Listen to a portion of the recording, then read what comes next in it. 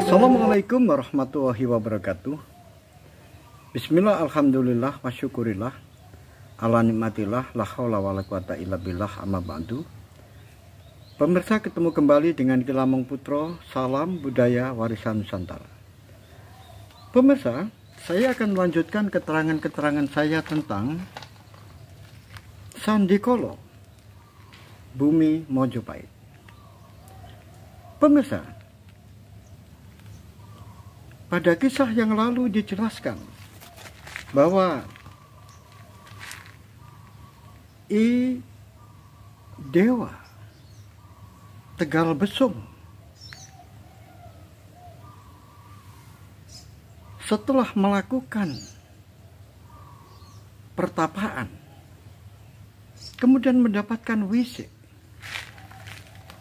seakan-akan dirinya bertemu dengan Dang Acarya Agastya, sang resi Agastya,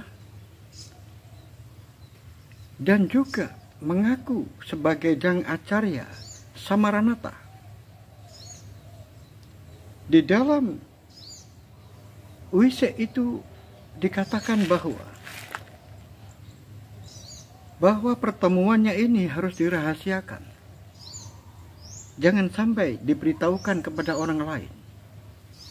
Dan juga di dalam wisik itu memerintahkan agar pergi ke Gunung Semeru karena putranya ada di sana. Pemirsa dimanapun Anda berada, setelah mendapatkan wisik itu, maka Dewa Tegal Besung segera bersama dengan 100 prajuritnya menunggang kuda, kemudian menuju ke lereng Gunung Semeru. Akhirnya, sesampai di sebelah utara Gunung Semeru, yaitu di daerah Paguhan,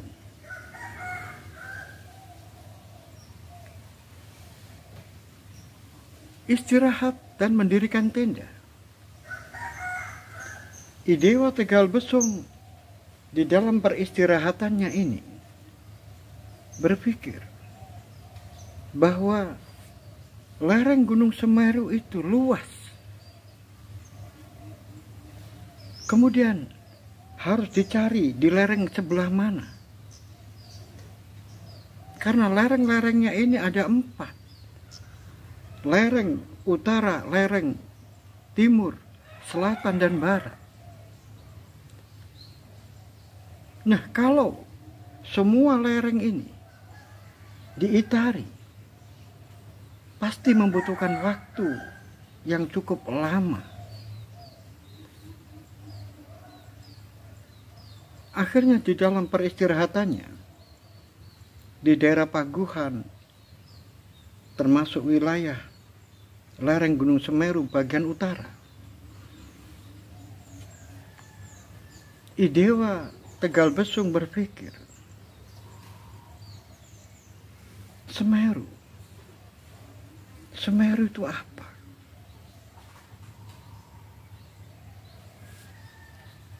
Ternyata dia ingat saat masih di Bali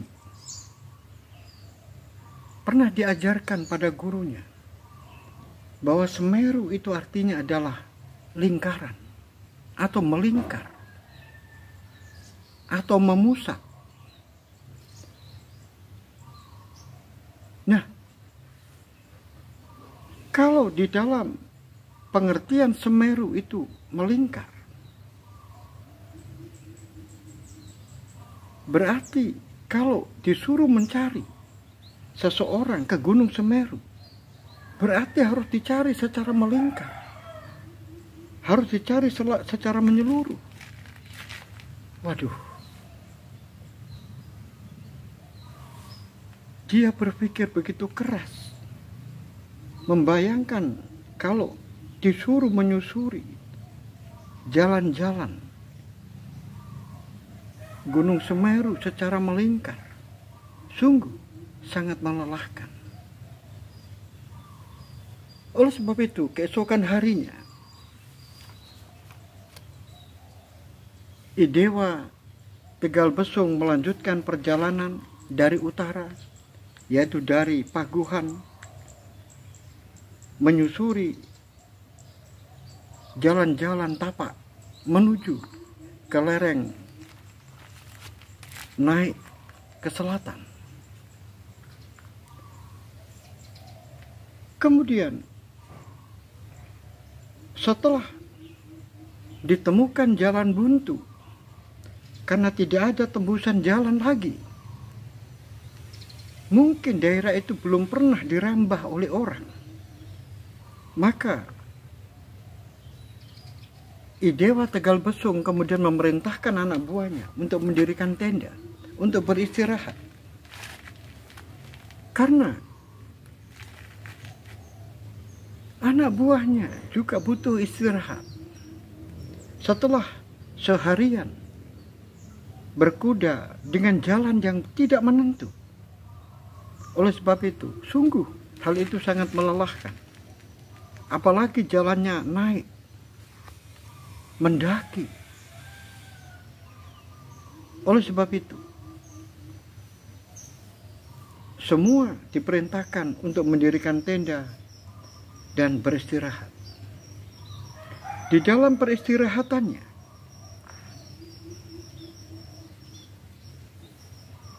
kesatria dari Bali ini, Idewa Tegal Besung, mikir-mikir tentang Semeru.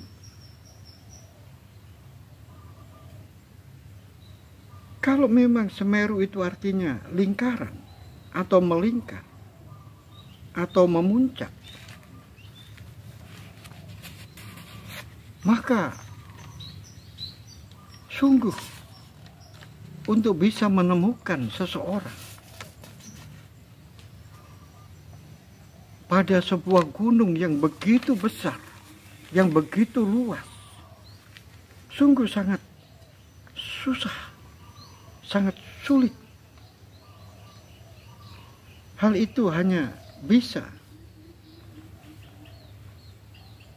hanya karena sebuah petunjuk. Sebuah petunjuk.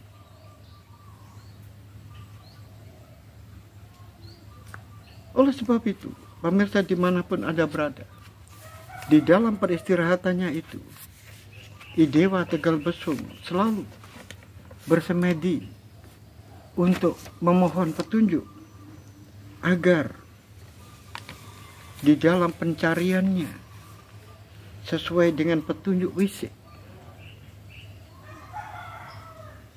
ini dapat dijalani dengan mudah.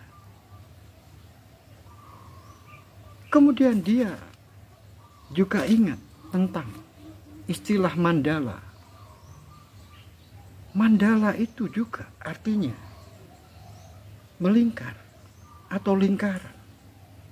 Tapi lingkaran gaib. Kalau Semeru itu adalah lingkaran nyata.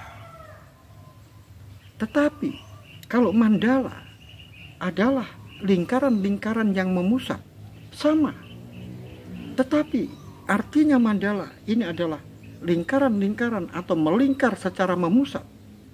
Tetapi dalam kegaiban, tidak nyata. Tetapi kalau Semeru adalah melingkar dan memusat, tetapi nyata, realitas. Antara Semeru yang nyata dengan mandala yang gaib, apa kira-kira? Apakah bisa dipadukan? Akhirnya Idewa Tegal Besung melanjutkan perjalanan. Terus melanjutkan perjalanan menuju ke selatan dan terus jalannya yang sambil melingkar. Kalau ada jalan yang bisa dilingkari, maka terus dijalani dengan secara melingkar.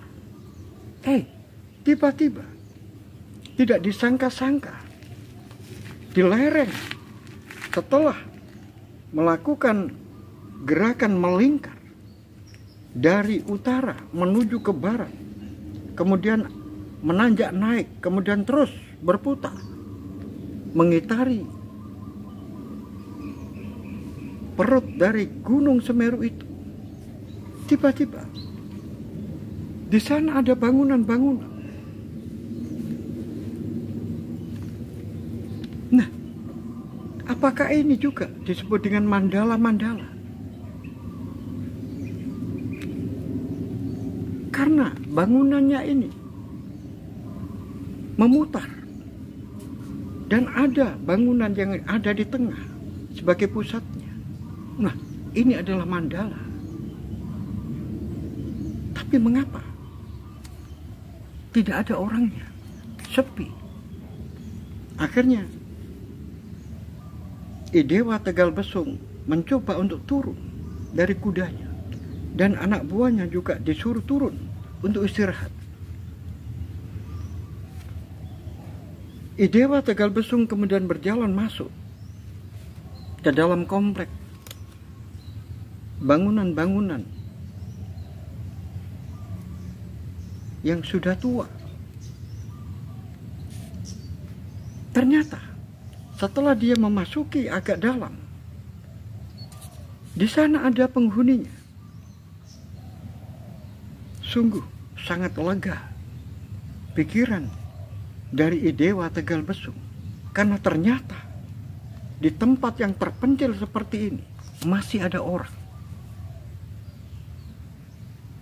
Setelah itu disapanya penghuni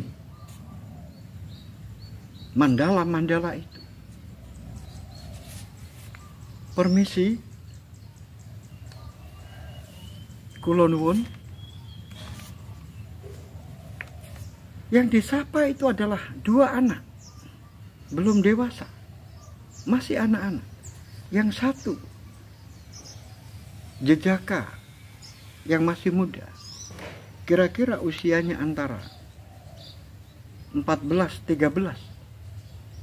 Yang satu masih kecil, antara 7-8 tahun. Karena disapa orang yang datang, dan yang datang juga mengucapkan permisi, kula nuwun, maka dijawab oleh anak yang agak terkejut melihat orang yang datang itu berpakaian seperti prajurit. Kemudian, silakan Tuan, silakan. Terima kasih Tuan ada di sini.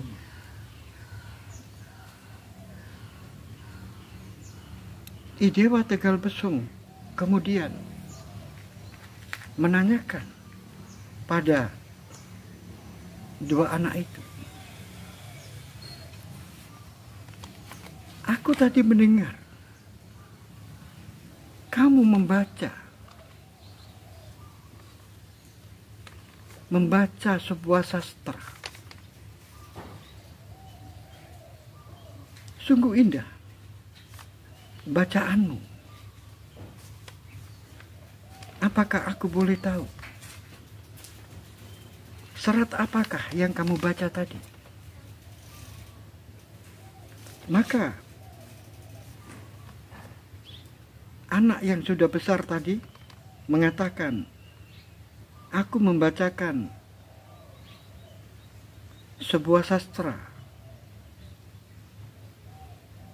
yaitu Sarasomo Muscoyo. Sarascoro Muscoyo, benar Tuan. Kalau boleh aku tahu, siapakah yang menciptakan atau yang menggubah Sarascoro Muscoyo itu? Saya ulang supaya tidak salah Tuan. Saroso Muscoro. Oh, Saroso Muscoro. Benar. yaitu karangan dari Empu Wororuci. Empu Wororuci, benar Tuhan. Nah, karena aku tadi mendengar kamu melantunkan itu sangat indah, bisakah kamu membacakan untuk saya? Tapi aku minta anak yang kecil ini yang membacakan. Oh, boleh Tuhan. Ini adalah adikku. Silakan adikku, kamu yang membaca. Adiknya kemudian menoleh kepada kakaknya. Kakaknya menganggukkan kepala. Kemudian dia memberikan sembah, artinya permisi kepada orang yang mengutus. Mohon maaf Tuan, aku mulai. Oh, silakan. Hong wilaheng awik namastu lawan yo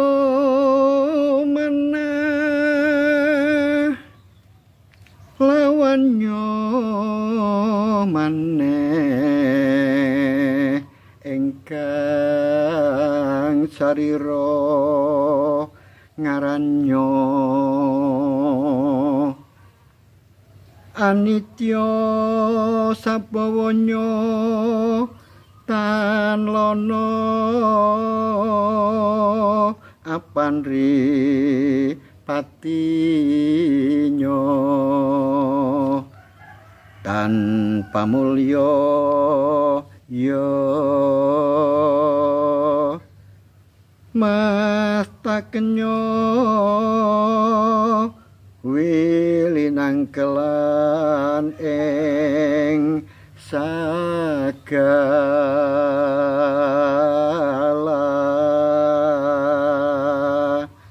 ang mangkono tatwanyo aparanto rakwoyo nguni maka sodanang para bidya dyata yugyanira.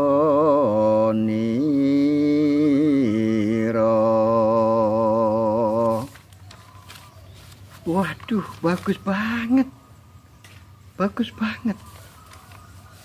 Itu kalau diartikan Tuan seperti ini.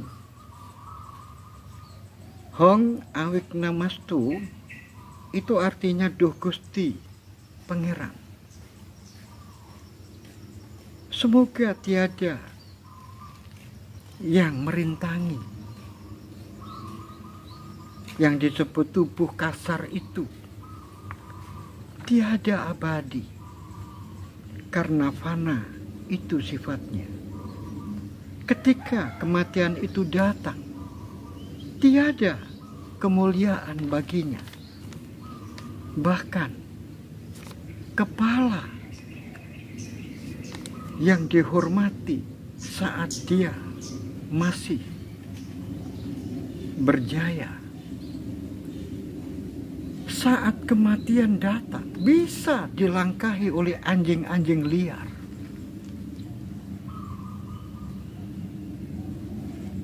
Itulah sebuah realitas.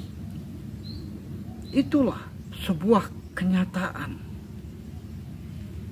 Tetapi mengapa tubuh ini tetap dipelihara? Tetapi mengapa tubuh ini yang melakukan kesedihan selalu dijaga dari segala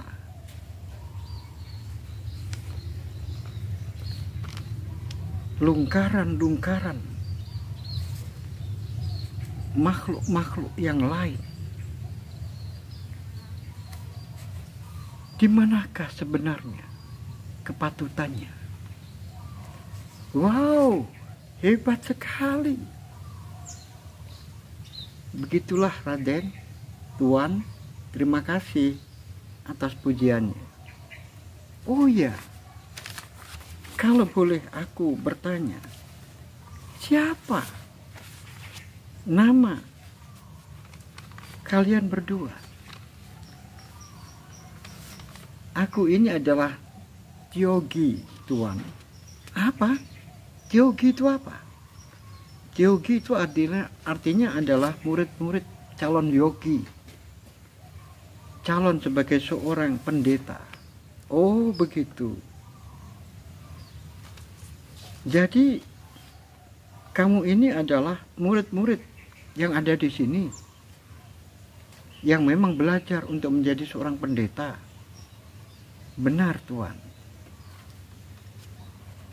Mohon doa restu, Tuan. Baiklah, aku mendoakan semoga kamu menjadi seorang Brahmana yang penunjuk. Terima kasih, Tuan. Belum lagi dijawab, tiba-tiba ada Kayogi dewasa datang. Selamat datang, Tuan. Anda sudah ditunggu oleh Mahaguru. Mahaguru sudah menunggumu. Silakan ikuti saya. Akhirnya Idewa Tunggal Besung mengikuti orang yang mengajaknya, mengantarkan ke Mahagurunya. Akhirnya sudah dipapak oleh seseorang yang kurus badannya dan umurnya cukup tua sambil berdiri. Kemudian dipapaknya dengan mengatakan, "Duh, bahagia sekali, Pangeran. Ini merupakan sebuah penghargaan yang sangat besar di tempat ini. Pangeran menginjakkan kaki di tempat yang terpencil ini." Akhirnya tamu yang dihormati, yang disambut dengan sangat-sangat akrab itu mengatakan, terima kasih Mahaguru. Saya merasa mendapatkan anugerah yang besar, bisa bertemu dengan Mahayogi Dewa Guru Mandala Kukup ini. Terima kasih juga. Ayo kita masuk. Ayo silakan masuk. Akhirnya Idewa Tegal Besung masuk, berjalan di belakang Mahayogi Dewa Guru Mandala Kukup itu. Kemudian setelah duduk, akhirnya sang yogi berkata, apakah pangeran yang aku dengar berasal dari Bali itu? Betapa terkejutnya Idewa Tegal Besung. Siapa yang memberitahu kalau dirinya itu dari Bali?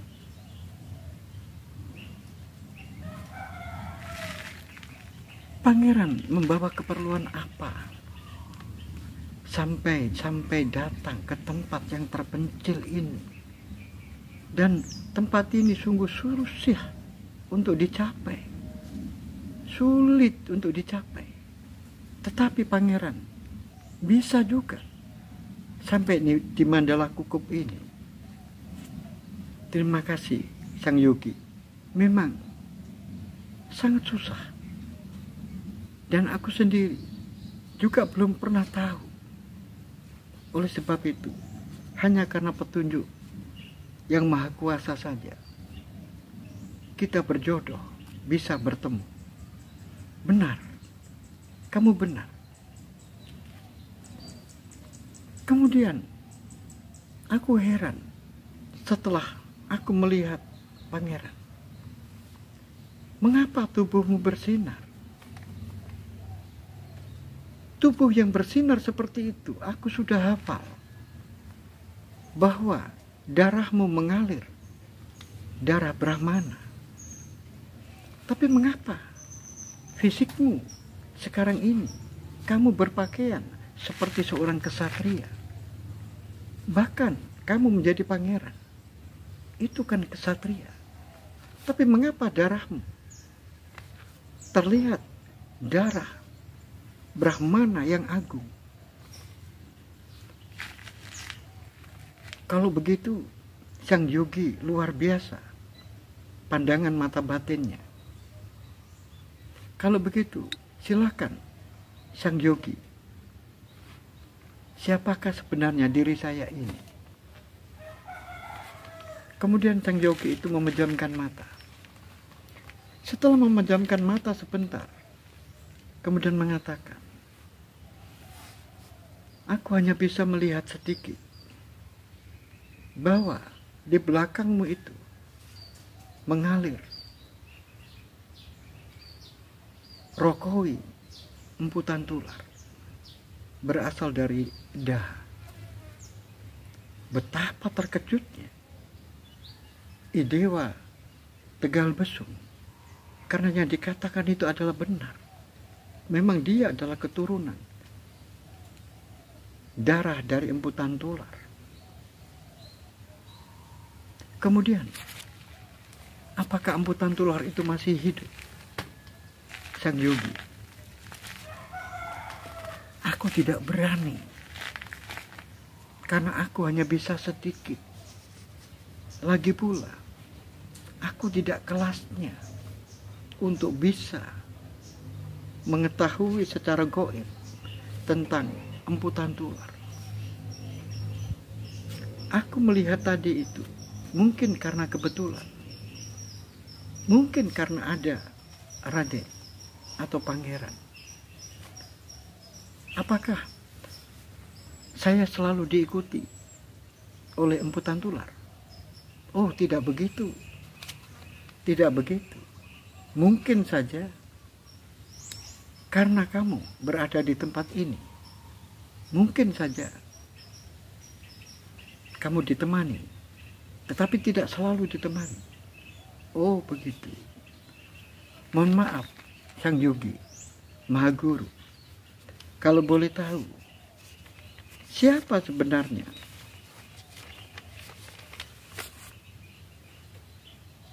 nama dari Mahaguru ini? Oh iya, aku belum memperkenalkan diri. Aku ini dipanggil oleh orang-orang, dan memang itu adalah namaku. Namaku itu Mretiyupati.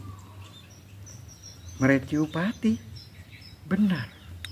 Waduh, sang yogi, namanya sungguh sangat sangar dan sangat menakutkan. Benar. Bagaimana lagi? Itu adalah nama yang diberikan oleh orang tuaku. Mretiyupati artinya adalah dewa kematian. Oleh sebab itu, aku mengatakan sang yogi bahwa namanya sungguh menyeramkan.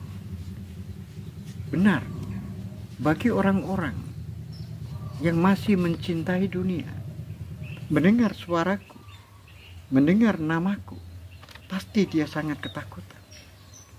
Tetapi bagi orang-orang yang sudah bosan hidup di dunia ini, maka mendengar suaraku, mendengar namaku, Mretiyupati, maka nama itu bisa dianggap sebagai sebuah harapan. Oh, jadi begitu. Benar. Nah, kemudian aku sekarang bertanya kepada kamu, apakah keperluan pangeran sampai datang ke tempat ini? Oh ya, sang Mahayogi, aku perkenalkan, namaku adalah Tegal Besung. Benar, aku berasal dari Bali. Nah, Mengapa kamu jauh-jauh dari Bali sampai ke Semeru? Sebenarnya aku sudah lama di Jawa. Aku sudah ada di Trowulan, kemudian berkunjung ke Daha, ke Keleng, dan sekarang ada di Semeru ini. Terus apa yang kamu cari, Pangeran? Apa yang kamu tanyakan? Kalau aku bisa menjawab, akan saya jawab. Kalau tidak bisa, maka begitulah kemampuan saya, sangat terbatas. Begini, Sang Maha Guru, saat aku bersemedi di Daha, di Keleng, aku mendapatkan wisid bahwa aku ditemui oleh Resi Agastya. Kemudian aku diperintahkan untuk menuju ke Semeru, karena di Semeru ada anaknya. Oleh sebab itu,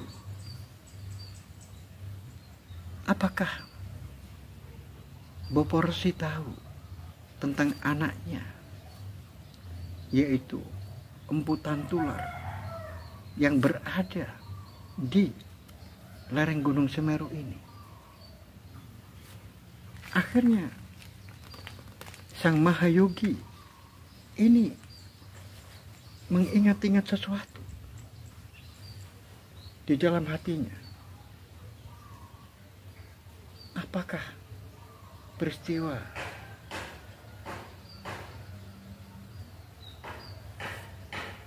tiga 4 tahun yang lalu itu ada seseorang yang membawa 2 anak, kemudian dia menitipkan anak, tapi aku tolak, tetapi akhirnya aku menerimanya? Apakah seperti itu? Mohon maaf Resi, mengapa Resi diam? Begini, aku menjawabnya sulit, tapi aku bercerita. Dulu ada seseorang yang datang ke tempat ini dengan membawa 2 orang anak laki-laki.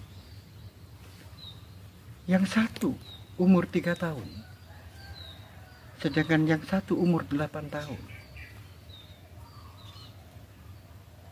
Kemudian aku sendiri juga tidak tahu betapa susahnya membawa 2 orang anak kecil sampai ke tempat ini. Entah bagaimana caranya, aku tidak tahu. Tetapi kenyataannya dia sampai di sini. Setelah dia ada di sini, dia meminta kepada saya untuk merawat 2 anak itu. Aku sendiri bingung. Kalau aku terima, mampukah saya merawat anak yang berumur 3 tahun?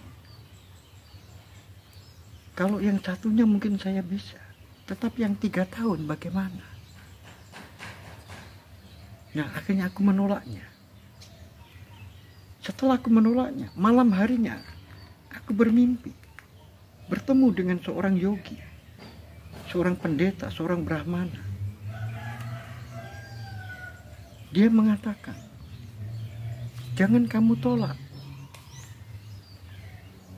perliharalah, ambillah 2 anak itu, ajari di tempatmu. Pada suatu saat nanti ada orang yang mengambilnya. Nah, setelah itu aku sadar dan aku langsung mencarinya besoknya. Untungnya dia belum jauh. Yang membawa 2 orang itu adalah seorang wanita. Seorang wanita, benar. Mohon maaf, Sang Yogi, kalau boleh saya tahu, siapa wanita yang membawa 2 orang anak itu? Dia mengaku dari Daha. Namanya adalah Dewi Sunyawati. Dewi Sunyawati? Duh, apakah pangeran kenal? Kenal, sangat kenal. Dia itu adalah putri dari Dang Acarya Sunyorogo dari Daha, yang memiliki pasraman di Daha. Oh, aku juga tahu, Raden. Pangeran, di dalam mimpiku itu, pendeta yang menyuruh aku untuk merawat 2 orang anak itu, dia juga menyebutkan namanya. Siapakah Maha Guru? Sebutkan namanya. Dia adalah Dang Acarya Samaranata. Terkejut lagi, karena orang itu yang dicari. Ternyata sekarang jawabannya sudah lengkap. Tinggal sekarang. Kemudian, mohon maaf, Maha Guru, sedangkan 2 orang anak itu sekarang tinggal di mana? Apakah pangeran tadi ketika masuk ke dalam mandala ini, apakah tidak bertemu dengan 2 orang anak kecil? Yang satu agak besar, yang satu kecil. Benar, itu dia. Sekarang yang satu sudah berumur 15 tahun, sedangkan yang satu sudah berumur 7 atau 8 tahun. Oh, jadi dia tadi bahkan saya suruh membaca serat. Sungguh indah bacaannya. Pemirsa dimanapun Anda berada, bagaimanakah kelanjutan cerita ini? Oleh sebab itu ikuti terus hingga selesai. Sampai di sini akhirul kalam, bila taufiq wal hidayah. Waridha wal inayah. Assalamualaikum warahmatullahi wabarakatuh. Salam budaya warisan Nusantara.